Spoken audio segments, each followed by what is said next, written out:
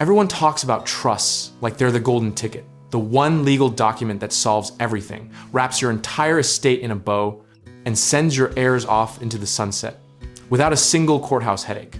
But here's the quiet truth nobody puts in the brochure. A trust has blind spots, and if you're not careful, those blind spots will cost your family time, money, and serious stress. Let's start with what a trust actually does well, because it genuinely is a powerhouse for the right stuff. Your real estate, your investment accounts, your business interests, these are the heavy hitters, the assets worth the legal architecture of a trust.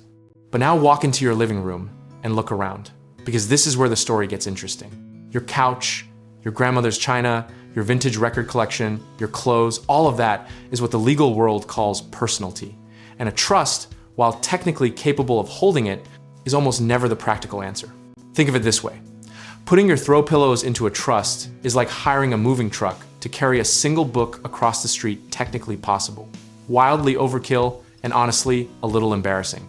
Most people are never going to sit down with an attorney and catalog every lamp and leather jacket into a legal entity. And that's not a character flaw, that's just reality. So if the trust can't realistically carry the full load, what fills the gap? That's where your last will and testament walks into the room, quietly but powerfully, and picks up everything the trust left on the floor. Your will is your voice when you're no longer in the room. It's the document where you look your family in the eye through paper and ink and say, here is what I want done with what I still personally own. Without it, the state steps in and makes those decisions for you. And the state has never met your sister who really wanted your mother's jewelry. Here's the misconception that trips people up. They think that having a trust means they're done, fully covered, protected on all sides, like some kind of estate planning fortress. But a trust without a will is a strategy with a hole in it, and holes have a way of becoming very expensive very quickly. The historical lesson here is brutally consistent estates that skip the will because everything's in the trust routinely end up in probate for the exact personal property nobody thought to address. This isn't speculation. Estate attorneys have been telling this story for decades, and the ending rarely changes. What you actually need isn't a choice between a trust and a will. You need both working together, each doing the job it was designed for, like a really effective two-person team, where one handles the boardroom and the other handles everything else. The trust is your major asset quarterback. The will is your utility player who covers the whole rest of the field.